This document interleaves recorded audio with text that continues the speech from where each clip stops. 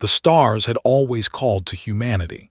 For thousands of years, they looked up at the night sky and wondered if they were alone. In the year 2187, they finally got their answer. The first signal came from beyond the edge of the solar system. It was not random noise. It was not a natural pulse from a dying star. It was a message, clear and structured, repeating itself over and over again. When Earth scientists decoded it, the words were simple: "We have been waiting for you." Within weeks, a ship appeared near Jupiter's orbit. It was enormous, shaped like a curved blade made of dark metal that seemed to swallow light.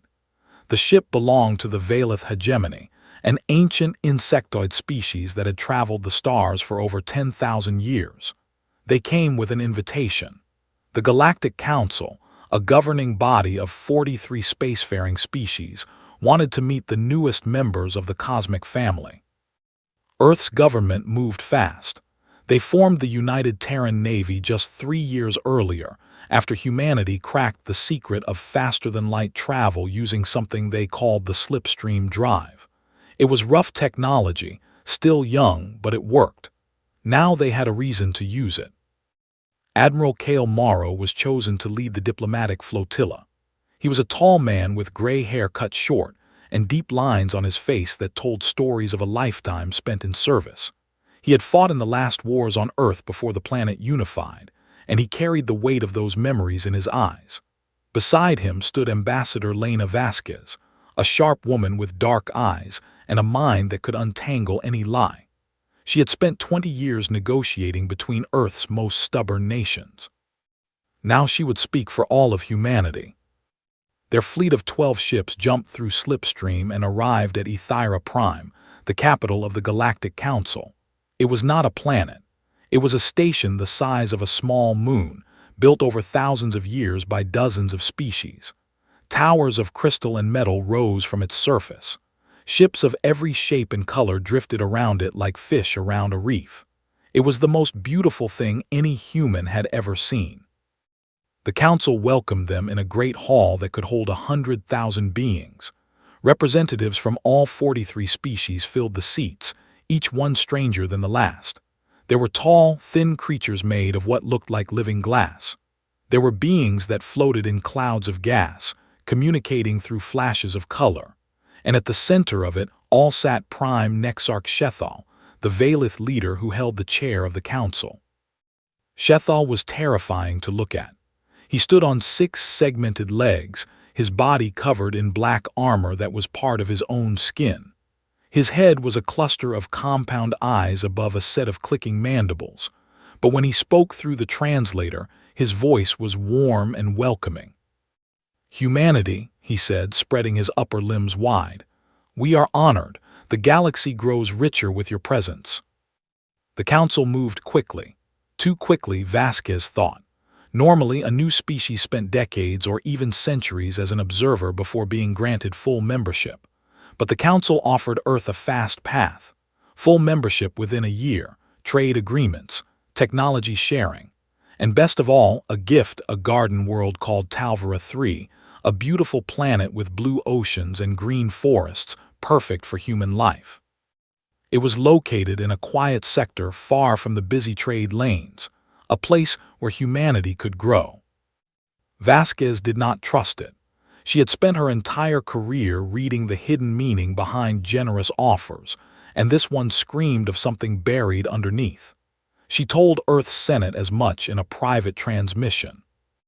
"Nothing in this galaxy is free," she warned them. 43 species, and they are rolling out the red carpet for the 44th. Why? But Earth's Senate was blinded by the opportunity. The people were excited. A whole new world handed to them on a silver plate. The vote passed easily. Earth accepted. There was one condition. The Council required all member species to sign the Accord of Peaceful Intent, a disarmament treaty. Earth would need to reduce its fleet by 70% and share the technical details of its slipstream drive. It was presented as standard practice, something every species did when they joined. A show of trust, a gesture of peace. Admiral Morrow sat in the meeting and said nothing while the politicians talked. He watched Shethal across the table. The alien's compound eyes reflected the light in ways that made it impossible to read his expression. But Morrow had spent 40 years reading people in rooms like this, and something in the way Shethal's mandibles twitched told him everything he needed to know. After the meeting, Morrow gathered his 3 most trusted officers in a sealed room aboard his flagship.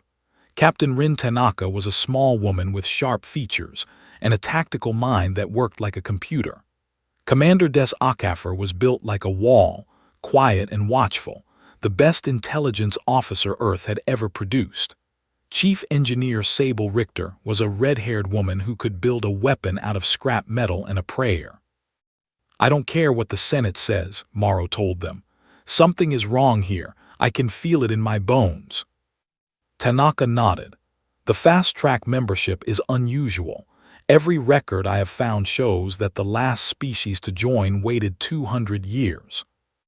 And the disarmament," Richter added, crossing her arms. "They want our drive schematics, all of them, down to the last bolt." Morrow looked at Akafer. "Des, I need eyes and ears inside this council, everywhere. I want to know what they say when they think we are not listening." Akafer gave a single nod. "I will need resources. People who can blend in on alien stations. Time to build a network." "You have all of it," Morrow said. "Whatever you need, call it whatever you want." Akafer thought for a moment. "Ghost Veil," he said. Over the following months, Earth celebrated its new place among the stars. Colonists began settling on Talvera 3. The fleet was reduced on paper, ships decommissioned and sent to scrapyards. Slipstream schematics were handed over to the Council's Science Division. Everything moved according to plan. But in the shadows, Akafer built his network. He placed operatives on trade stations, in merchant crews, in the service halls of Council facilities. They watched, they listened, they recorded. It was 11 months after first contact when one of Akafer's operatives intercepted a fragment of a Veilith transmission. It was heavily encrypted, sent on a frequency the Veilith thought no one else could detect. It took Akafer's team 3 weeks to decode even a small piece of it. But that small piece was enough. 5 words that changed everything. "The humans have taken the bait." Akafer stared at the screen for a long time. Then he reached for his communicator and called Admiral Morrow. "Sir," he said, his voice steady despite the fire building behind his eyes. "We have a problem."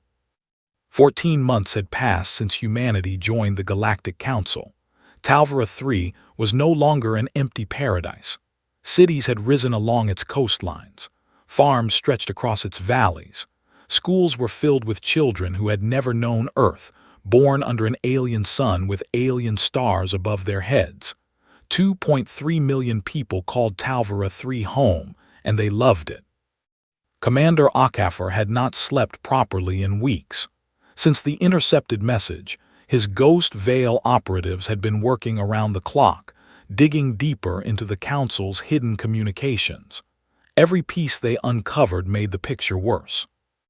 He stood in a dark room aboard a civilian cargo ship docked at a trade station 3 systems away from Ethira Prime. In front of him, a holographic display showed a star map covered in red lines and markers. Beside him stood a Rithani operative, a 4-armed reptilian being from one of the Council's smaller member species. The Rithani had been passed over and ignored by the Veilith for centuries, and some of them were willing to help Akafer for the right price. "This is the Vorax migration corridor," the Rithani said, pointing one clawed finger at a wide red path that cut across the map. "Every 80 years, the swarm moves through this region of space. They consume everything in their path: worlds, stations, fleets. The Council has tried to stop them for 4,000 years and failed every time." Akafer looked at where the red path led. His stomach turned to ice. The corridor passed directly through the sector where Talvera 3 sat. "When?" he asked. "Soon, within weeks." Akafer closed his eyes. The garden whirled. The generous gift. The beautiful planet with blue oceans and green forests that the Council had handed to humanity with smiling faces and warm words. It was never a gift, it was a shield. A wall of human bodies placed in the path of a monster that the galaxy's oldest civilizations could not defeat. He dug further. His operatives found records buried in Council archives that had been erased but not completely destroyed. The Valith had known about the Vorax migration path for centuries. Every species in the Council knew. They had debated for decades about what to do, and when humanity arrived with its strange new faster-than-light drive and its dangerous potential, Shethal had proposed a solution. Give the humans a world in the corridor. Let them build there. Let them grow attached. When the Vorax come, the humans will fight because that is what humans do. They will buy time for the Council to prepare. And if the humans are destroyed in the process, then the galaxy is rid of a dangerous young species and a galactic threat all at once. The disarmament treaty made sense now. It was never about peace. It was about making sure humanity could not survive the encounter, and the slipstream schematics they had demanded were already being used. Akafar's people found evidence that the Valith and at least 7 other Council species were building new engines based on human technology. They were making themselves faster while making humanity weaker. Akafar sent everything to Admiral Morrow through encrypted channels. Morrow received the data aboard a small station in Earth's home system. He read it alone in his quarters. When he finished, he sat in silence for a very long time. Then he began making calls. But they were too late to save Talvara 3. The Vorax arrived on a Tuesday morning, colony time. The early warning satellites detected them first, a wall of biological signatures so dense it looked like a solid object on the scanners. The swarm stretched across thousands of kilometers of space. Millions of creatures, each one the size of a building, moving together like a river of teeth and hunger. Talvara 3 had a defense garrison of 40 ships. They were the reduced fleet, the leftovers from the disarmament treaty. Small frigates and patrol vessels meant to guard against pirates, not galactic-level threats. They fought anyway. Captain Diana Voss led the garrison. She was 31 years old and had never fired a weapon in anger before that day. When the swarm appeared on her screen, she did not panic. She organized her ships into a defensive line between the swarm and the planet. She knew they could not win. She fought anyway. The garrison held for 6 hours. 6 hours of fire and blood and sacrifice against a force that had destroyed civilizations older than human memory. When the last ship fell, Captain Voss was still giving orders, still directing fire, still fighting with everything she had. Her final transmission was recorded and would be played on every human world for generations to come. "Tell them we did not run," she said. "Tell them we stood." Then there was silence. The swarm hit Talvara 3.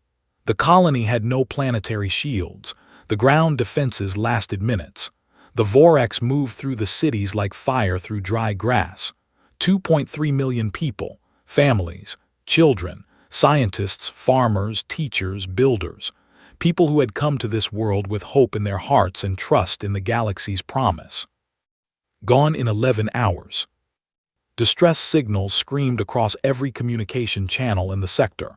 They reached Ethira Prime within minutes. Ambassador Vasquez was still stationed there, working in the Council's diplomatic wing. When the reports came in, she ran to the Council chamber and demanded an emergency session. The great hall that had welcomed humanity with open arms now felt like a tomb. Vasquez stood at the center and begged for help. She showed them the footage from Talvara 3, the burning cities, the fleeing people, the swarm descending from the sky like a living nightmare. "Send your fleets," she demanded. "You have thousands of ships, send them now." Shethal sat in his chair and watched her with those compound eyes that showed nothing. When she finished, he spoke with the same warm voice he had used to welcome humanity.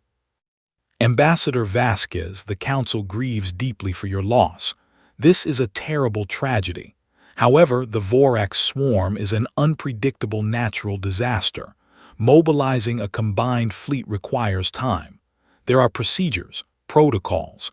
We must consider the safety of other member worlds. Procedures, Vasquez's voice cracked. People are dying right now. Children are dying. And we mourn for them. But we cannot act rashly. The Council will form a committee to study the best response. We expect preliminary recommendations within 6 to 8 months. 6 to 8 months. The words hung in the air like poison. Vasquez looked around the hall. 43 species sat in their seats. Some looked away. Some whispered to each other. A few, she noticed, looked sick with guilt, but none of them spoke up. None of them challenged Shethal. The session ended. Vasquez walked through the corridors of Ethira Prime like a ghost. Her hands were shaking. Her eyes were dry because she had gone past the point where tears could help. She passed by a balcony that overlooked a garden, and she heard something that stopped her cold. It was Shethal, standing with 2 other Valith officials. They were speaking in their own language, a series of clicks and hisses that most translators could not fully process. But Vasquez had spent 14 months on this station. She had upgraded her personal translator far beyond the standard model. She heard Shethal make a sound, a rapid clicking of his mandibles, accompanied by a low vibration in his throat. Her translator processed it and displayed a single word on her screen. Laughter. He was laughing. Vasquez stood there in the shadows, watching the alien who had sent 2.3 million people to their deaths laugh about it with his friends. Something inside her changed in that moment. The diplomat died. Something harder, something colder, something made of iron and fire took her place. She walked to her private quarters. She locked the door. She sat at her desk and opened a secure channel that Akafor had set up for her months ago, a channel that no one in the council knew existed. She typed 2 words and sent them to Earth. Prometheus Unchained. On Earth, Admiral Morrow was already in the command center when the message arrived. He read it on his screen. His face did not change. He had been expecting it, dreading it, but expecting it. He stood up and walked to the back of the room, where a heavy metal door was set into the wall. He placed his hand on the scanner. The door opened with a hiss of pressurized air. Inside was a small room with a single desk and a sealed folder marked with 1 word. Leviathan. Morrow picked up the folder. He looked at Captain Tanaka, who had followed him to the door. She saw his eyes, and for the first time in all the years she had known him, she saw something that frightened her. Not anger, not grief, something beyond both. They should not have touched our people, he said quietly. Then he opened the folder. The truth spread across Earth like wildfire in a dry forest. Admiral Morrow did not try to hide it. He released everything, the intercepted transmissions, the decoded Valith plans, the proof that the Galactic Council had used humanity as a living shield. He released the footage from Talvera 3. He released Captain Voss's final transmission. He let the people of Earth see exactly what had been done to them. The world went quiet for 1 full day. No protests, no riots, no screaming politicians on news channels, just silence. A heavy, terrible silence that covered the planet like a blanket of snow. Then, on the 2nd day, the silence broke, but what replaced it was not chaos. It was something far more dangerous. It was unity. Every nation on Earth, every government, every faction that had ever argued or fought with another set aside its differences. There were no debates. There were no votes. There was simply a collective understanding that moved through the human race like electricity through water. Someone had hurt their people. Someone had murdered their children. Someone had laughed about it. The factories began running day and night. Shipyards that had been shut down reopened within hours.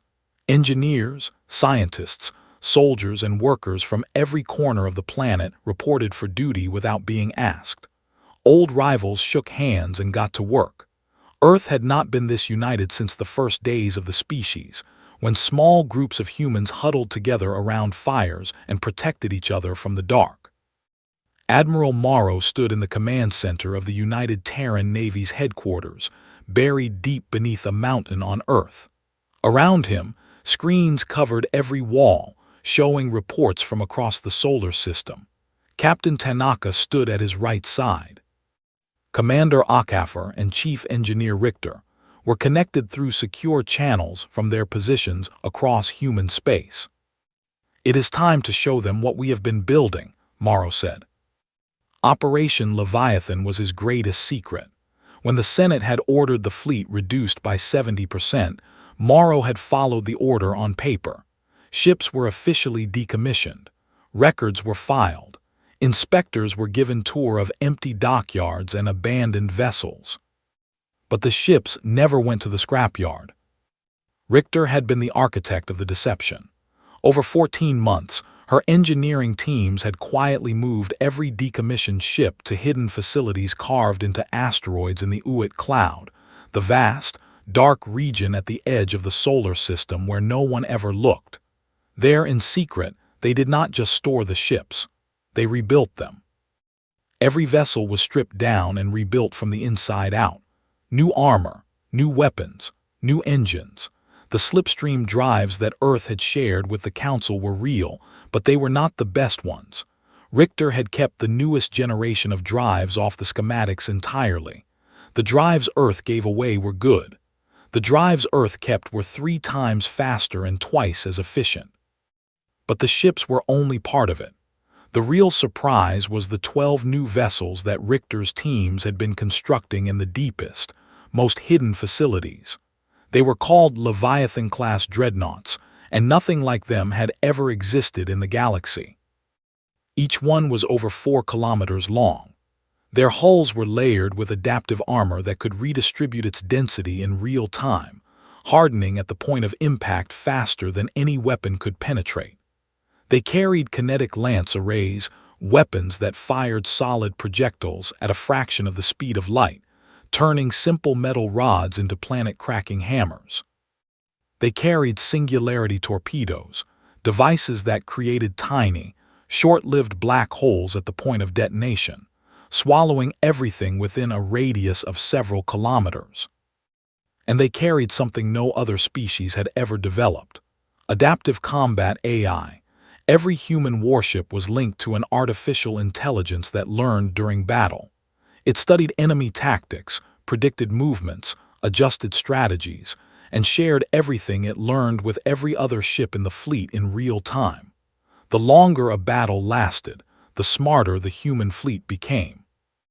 When the hidden shipyards opened their doors and the fleet emerged from the darkness of the Oort cloud, the sight was enough to make a grown person weep. 1,400 warships, gleaming and deadly, arranged in perfect formation. 12 dreadnoughts at the center, each one a mountain of metal and fury. Hundreds of cruisers, destroyers, frigates, and support vessels surrounding them like wolves around their pack leaders. Morrow looked at the fleet on his screen and felt the weight of what was coming settle onto his shoulders. He was not a man who enjoyed war. He had seen too much of it, but he understood something that the Galactic Council did not. Humanity did not go to war because it wanted to. Humanity went to war because someone left it no other choice. And when that happened, when the last door was closed and the last hand was slapped away, humanity did not fight to win. It fought to make sure no one ever dared to try again. Recruitment surged across every human world and station. Soldiers, pilots, engineers, medics, people lined up by the thousands, not because they were forced, not because they were paid, because someone had killed 2.3 million of their brothers and sisters and laughed about it. That was enough. That was more than enough. Morrow promoted Tanaka to Vice Admiral and gave her command of the Vanguard fleet. She was the sharpest tactical mind humanity had ever produced, and she would be the first thing the enemy saw when the fleet arrived. Akafor's Ghost Veil network was given its final orders. Every operative across Council space went dark, embedding themselves deeper into enemy territory, ready to activate at Morrow's signal. On the day of departure, the entire fleet gathered in formation beyond the orbit of Mars. Every ship, every crew, every soul waited in silence for Morrow to speak. His face appeared on every screen in the fleet, calm and steady, the face of a man who had made peace with what needed to be done. "I will not give you a long speech," he said. "You know why we are here, you know what they did.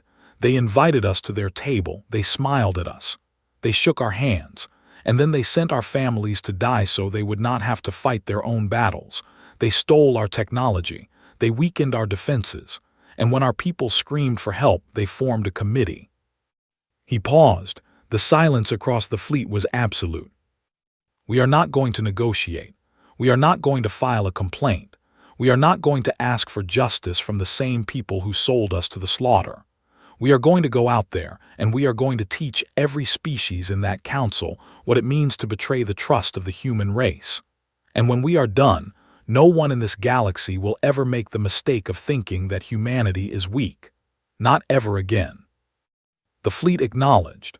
1,400 ships powered up their slipstream drives simultaneously.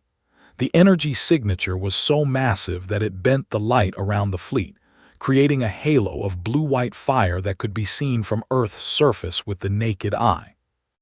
Then they jumped, all of them at once. The shockwave that rippled through subspace was detected by every sensor array in the galaxy. On Ethira Prime, technicians stared at their screens in disbelief. On Valeth homeworlds, military commanders scrambled to make sense of the readings.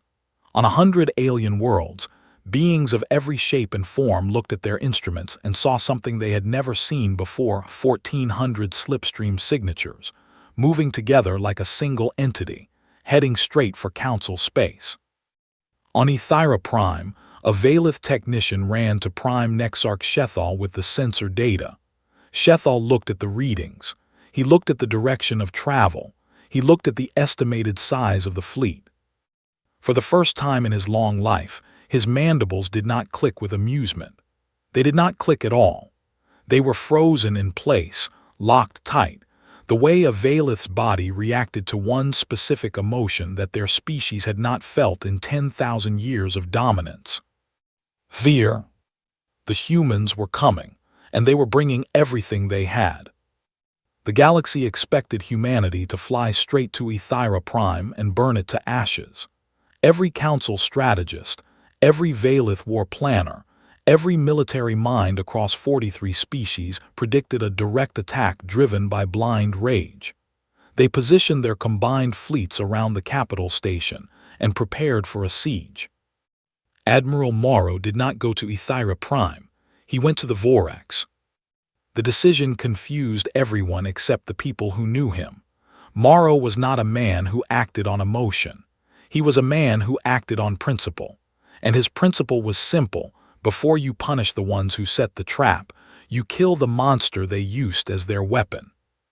The fleet dropped out of slipstream at the edge of the Vorax migration corridor. The swarm was still moving, still feeding, still drifting through the stars like a plague made of teeth and hunger. Sensors showed the scale of it: millions of biological entities spread across a region of space so vast that light would take hours to cross it. At the center of the swarm was the Hive Fleet, a cluster of organisms so large that each one registered as a small moon on the scanners. Vice Admiral Tanaka led the vanguard in first.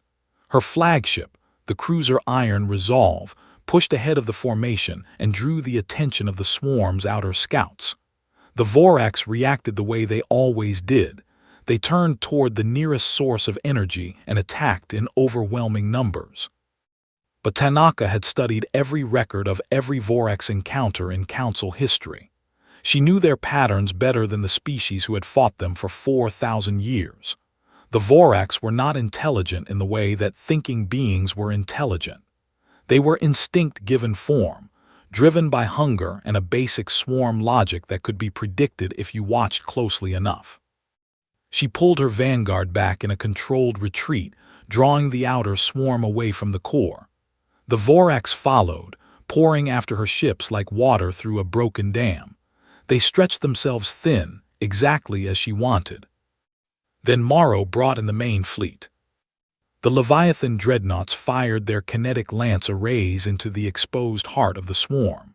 Solid metal, rods the size of buildings, accelerated to a fraction of light speed, tore through the hive fleet organisms like needles through cloth.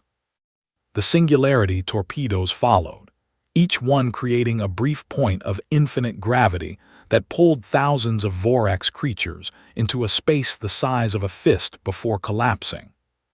The battle lasted 6 days. 6 days of constant fighting, ship rotations, ammunition resupply, and relentless pressure. The Vorax did not understand retreat. They did not understand surrender. They only understood hunger, and they kept coming. But the adaptive combat AI did what it was built to do. Every hour that passed, the human fleet got smarter. The AI mapped the swarm's behavior, predicted its movements, and coordinated the fire of hundreds of ships with a precision that no living commander could match. By the 3rd day, the human fleet was killing Vorax 10 times faster than it had on the first day. By the 5th day, the swarm's core was collapsing. On the 6th day, Tanaka led the vanguard into the heart of what remained and burned it out. The Vorax were not destroyed completely. Scattered fragments of the swarm drifted away into deep space, broken and leaderless, no longer a unified threat. But the migration was over. The force that had terrorized the galaxy for 4,000 years, that 43 species with their combined fleets could not defeat, had been broken by one species in less than a week. Morrow ordered the battle footage broadcast on every council communication frequency. His message was short. "You could not do this. You would not do this. We did it in 6 days. Think about what that means. And then prepare yourselves because we are coming for you next." The message hit council space like a bomb. On Ethira Prime, Shethal watched the footage in his private chamber. He saw the Leviathan dreadnoughts tear apart creatures that his species had feared since before recorded history. He saw the precision, the coordination, the relentless pressure that never stopped, never slowed, never hesitated. He began giving orders to strengthen the defenses around the capital, but it was already too late. Akefer activated Ghost Veil. Across council space, human operatives who had been sleeping in the shadows for over a year came alive. Communication relays went dark as operatives destroyed key junction points. Supply lines that fed the council's military stations were cut. Defense platforms around strategic worlds suddenly shut down, their control systems corrupted by code that had been planted months ago. Navigation beacons were scrambled, making it impossible for council fleets to coordinate their movements. And then the defections began. Not every species in the council had been a willing part of the conspiracy. Many of the smaller species, the Rithani, the Delvari, the crystalline Aurun, had been bullied into silence by the Valith hegemony. They had watched humanity be sacrificed and said nothing because they were afraid. But now they saw something they had never seen before. They saw someone stand up to the Valith and win. One by one, they made contact with Akefer's network. They offered intelligence, opened their borders, and refused to send ships to defend the council. Within days, the Valith's alliance was crumbling from the inside. Tanaka did not waste the opportunity. She split the vanguard into fast attack groups and began striking Valith military installations across their territory. She hit shipyards, weapons depots, sensor networks, and fleet staging areas. She moved so fast that the Valith could never predict where she would appear next. The Valith were ancient warriors. Their military doctrine was built on 10,000 years of experience. They fought with mathematical precision, their formations calculated to the last degree, their tactics optimized by generations of refinement. Against any other species, their approach was nearly unbeatable. Against Tanaka, it was a death sentence. Human tactics were not mathematical. They were creative, chaotic, and unpredictable. Tanaka used feints, traps, ambushes, and maneuvers that no Valith war planner had ever considered because they broke every rule of conventional warfare. The adaptive AI amplified this advantage, learning from each engagement and feeding new strategies to every ship in the fleet. The Valith sent fleet after fleet to stop her. Each one was larger than the last. Each one fell faster than the one before, because Every battle made the human fleet smarter and the Valith more predictable. 3 weeks after the destruction of the Vorax, Admiral Morrow brought the full fleet to Ethira Prime. 11 Council species had assembled their remaining warships into a defensive blockade around the capital station. It was the largest combined fleet the galaxy had ever seen, thousands of ships from a dozen different civilizations, arranged in layered formations designed by the best military minds the Council could gather. Morrow studied the blockade from the bridge of his dreadnought, the Prometheus. He noted the formations, the ship types, the positioning of their heavy weapons. Then he opened a channel to every ship in his fleet. All units, this is Admiral Morrow. Standard approach. Leviathans forward. Cruiser wings on the flanks. Tanaka, take the vanguard through the center. Do not stop for anything. The Battle of Ethira lasted 9 hours. It was not close. The Council fleet fought bravely, but they were fighting an enemy they did not understand. Human ships did not retreat when damaged. Human captains pushed forward when any sane commander would have pulled back. When a human cruiser lost its main weapons, it used its engines to ram the nearest enemy vessel. When a destroyer's shields failed, the crew rerouted all remaining power to weapons and kept firing until the ship came apart around them. The Leviathan dreadnoughts moved through the blockade like giants walking through a crowd. Their adaptive armor absorbed everything the Council ships could throw at them, and their kinetic lances shattered capital ships with single shots. The Singularity torpedoes tore holes in the enemy formation that never closed. By the 7th hour, the blockade was broken. By the 9th hour, every Council warship had been destroyed, disabled, or had surrendered. Earth's fleet surrounded Ethira Prime. The capital station, the seat of galactic power for thousands of years, floated helplessly in the center of a ring of human warships. Every screen on the station showed the same image, the Prometheus, hanging in space like a mountain of dark metal, its weapons powered and ready. The station's population of millions held their breath and waited to die. But the weapons did not fire. Instead, a single communication channel opened. Morrow's face appeared on every screen on Ethira Prime. His expression was calm. His voice was steady. Nexarch Shethal, you are going to come aboard my ship. You are going to answer for what you did. And you are going to do it in front of every species you claim to lead. You have 1 hour. The shuttle from Ethira Prime docked with the Prometheus 43 minutes after Morrow's message. Shethal did not wait for the full hour. Whether it was wisdom or desperation that moved him, no one could say. He walked down the boarding ramp on his 6 legs, flanked by 11 Council leaders from the species that had participated in the blockade. They wore their finest diplomatic garments. They carried themselves with the dignity of beings who had ruled the stars for millennia. But their eyes, compound, crystalline, organic, or otherwise, all showed the same thing. They were afraid. Armed human soldiers lined both sides of the corridor. They did not speak.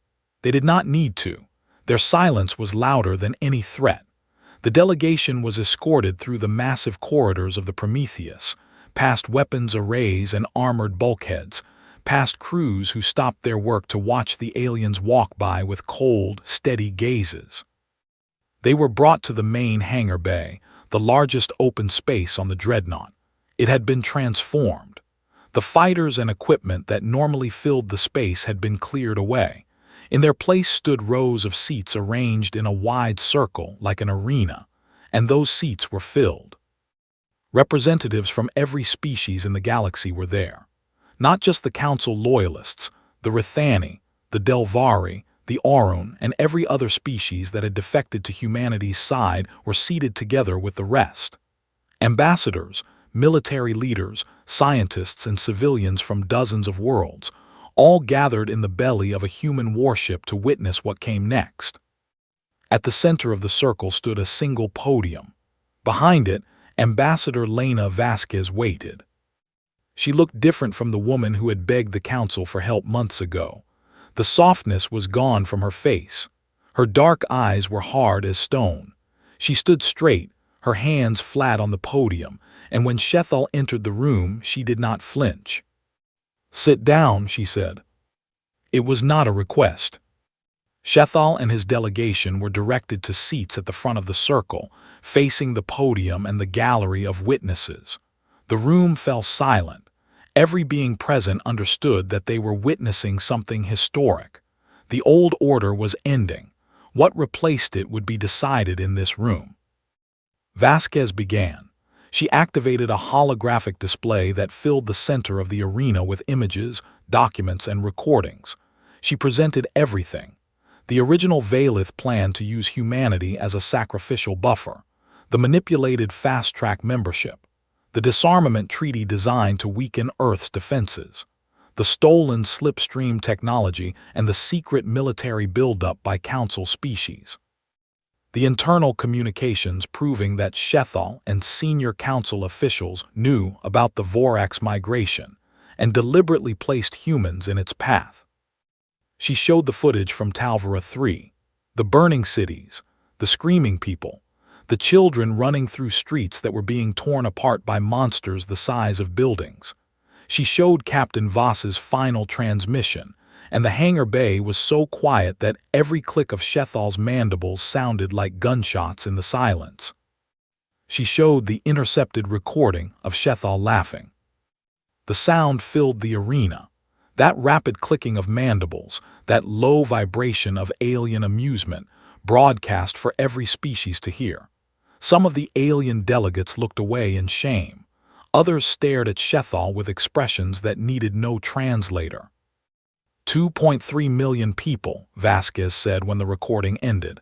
Men, women, children, families who left their home world because they believed the galaxy was a place where different species could live together in peace.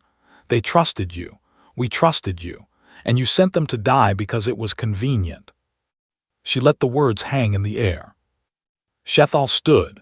Despite everything, he still carried himself with the authority of a being who had ruled over an empire. His voice was steady when he spoke, though his mandibles moved with less confidence than before. "You do not understand what you are," he said. "You are a species barely out of its cradle. 3 years ago, you did not even know other life existed. And yet in those 3 years, you built weapons that can crack planets. You developed drives faster than anything we created in 10,000 years. You learned to fight in ways that break every model we have." He looked around the room at the other species. "We have seen what happens when a violent species rises too fast. We have seen civilizations burn because no one had the courage to act early. Humanity is dangerous. We did what we did to protect galactic civilization. If given the chance, I would do it again." The room stirred. Some of the Council loyalists nodded slightly. The fear of humanity was real, and Shethal was using it like a weapon, trying to split the room, trying to make the other species doubt whether they should side with the beings who had just destroyed the largest fleet in galactic history. Admiral Morrow stepped forward from the edge of the circle.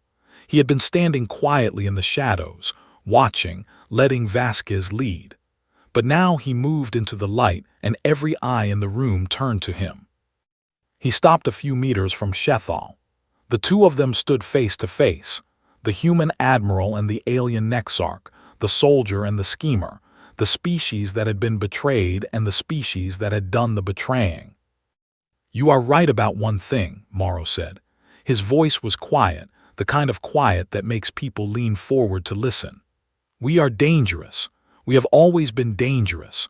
We grew up on a world that tried to kill us every single day, and we survived by being tougher, smarter, and more stubborn than anything nature threw at us." He took one step closer. "But we came to you with open hands. We came to your council and asked to be your friends. We shared our technology. We reduced our fleet. We moved our families to a world you chose for us because we believed you when you said we were welcome. We chose to trust you." His voice did not rise. It did not need to. "You took that trust and you used it to kill our children. That was not wisdom, Shethal. That was not protection. That was cowardice. And it was the worst mistake your civilization has ever made." He turned to the room. We could destroy Ethira Prime. We could burn every Valith world to bare rock. We have the power to do it, and every person in this room knows it. But we will not, because that is not who we are. We did not come to this galaxy to conquer. We came to belong. And we are not going to let the actions of a few cowards turn us into the monsters they claimed we were. The room was completely still. Vasquez took over. She announced the dissolution of the Galactic Council. The old structure, corrupted and controlled by the Valith hegemony, was finished. In its place, she proposed the Galactic Concord, a new governing body built on transparency, mutual defense, and genuine equality. Every species would have an equal voice. No single species would hold permanent power. Decisions would be made openly, with full accountability. Humanity would serve as the Concord's military guarantor, not as rulers, not as conquerors, as protectors. The fleet that had shattered the Vorax and broken the Council's blockade would patrol the stars to ensure that no species was ever used as a shield again. The vote was taken among the assembled representatives. It was not unanimous. A handful of Valith allies refused to participate, but the vast majority voted yes. The Galactic Concord was born in the hangar of a human dreadnought, witnessed by beings from every corner of the galaxy. Shethal and the officials who had planned the conspiracy were sentenced to exile on a barren moon at the edge of Valith space. They would be fed. They would be sheltered. They would live out their lives in comfort. But they would have no power, no influence, and no voice. They would be forgotten. When asked why he did not execute them, Morrow gave a simple answer. Killing them would prove them right about us. Letting them live, powerless and irrelevant, is worse for creatures who built their entire identity on being the most powerful beings in the galaxy. Years passed. The galaxy changed. The Galactic Concord grew stronger as species that had spent centuries under the Valith shadow found their own voices. Trade routes expanded. Conflicts that had simmered for generations were resolved through open negotiation instead of secret manipulation. Humanity's fleet patrolled the borders and kept the peace, not through fear, but through the trust that they had earned with blood and sacrifice and the choice to show mercy when they had every reason not to. Talvera III was rebuilt. Not as a colony this time, but as a memorial world. The ruins of the original settlement were preserved, and beside them rose a monument of black stone that stretched toward the sky. Carved into its surface were 2.3 million names, every single person who had died, every man, woman, and child. Not a single name was forgotten. At the base of the monument, a simple inscription read, "Never again, not by our hand, not by any hand." Admiral Morrow retired after 5 years of service to the Concord. He put away his uniform, left his dreadnought, and settled on a quiet world where the sunsets lasted for hours. But he did not disappear entirely. One afternoon, on Ethira Prime itself, in a school built after the Reformation, Morrow stood before a classroom of children from a dozen different species. Small Rithani with their 4 arms. Young Valith who had never known their species' days of dominance. Human children sitting beside crystalline Orun and floating Delvari. All of them looking up at the old soldier with wide, curious eyes. "Sir," a young Rithani child asked, raising 2 of her hands, "is it true that the other species were afraid of humans?" Morrow smiled. It was a tired smile, but a warm one. "Yes," he said, "they were. And maybe they were right to be a little bit. Humans are strong.